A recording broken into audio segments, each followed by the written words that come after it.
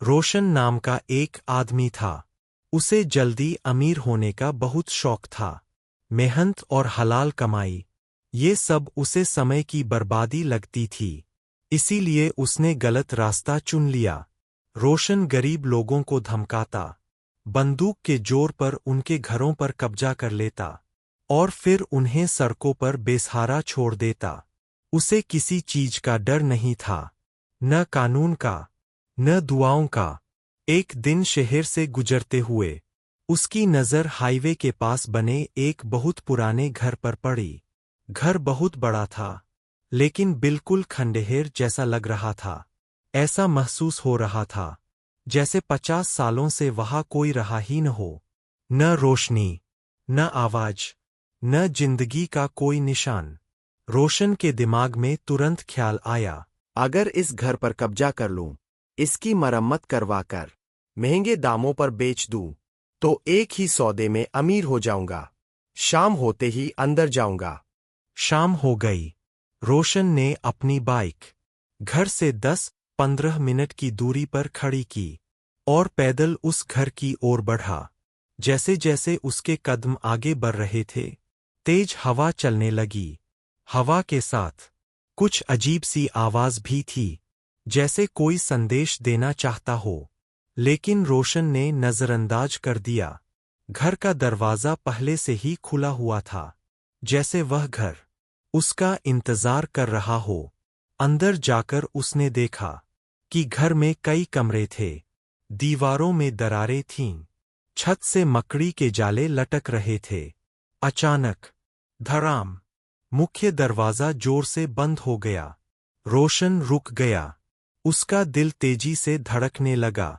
हवा होगी। और आगे बढ़ गया।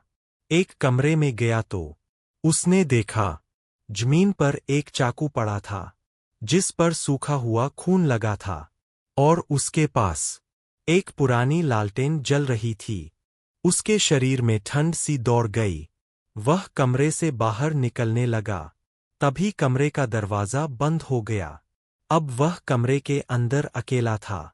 अचानक लालटेन हवा में उठ गई, जैसे किसी ने उसे हाथ में पकड़ लिया हो, लेकिन कोई दिखाई नहीं दे रहा था। फिर एक भारी आवाज गूंजी, क्या तुम मेरे घर पर कब्जा करोगे, रोशन? रोशन का शरीर सुन्न हो गया। उसी पल एक लड़की की चीख सुनाई दी। कमरे के सामने वाली दीवार पर एक आईना लगा हुआ था। रोशन ने आईने में देखा। उसके पीछे एक लड़की खड़ी थी, जख्मी, खून से लथपथ, आंखों में दर्द भरा हुआ। वह धीरे धीरे आगे बढ़ी। अब चाकू भी हवा में तैरने लगा था। अचानक चाकू सीधे उस लड़की की तरफ फेंका गया। चीख, खून और फिर खामोशी। रोशन चीखना चाहता था, लेकिन उसकी आवाज ही नहीं निकल रही थी। तभी लालटेन के पास एक हाथ दिखाई दिया। फिर धीरे धीरे एक आदमी का चेहरा सामने आया। रोशन, तुम यहाँ आकर बहुत बड़ी गलती कर बैठे हो।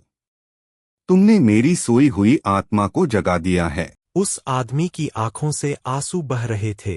इस औरत ने मेरे भाई, मेरी भाभी और मेरे बच्चों को इस घर के लालच में मार डाला था। यह मेरे भाई की पत्नी थी और आज मैंने अपना बदला ले लिया है। मेरी आत्मा ने इस औरत को सालों से इस घर में कैद कर रखा था। आज मुझे सुकून मिला है। तुम्हारे लिए बेहतर यही है कि यहाँ से चले जाओ और दोबारा इस घर की तरफ मुड़कर भी मत देखना। यह कहते ही लालटेन बुझ गई।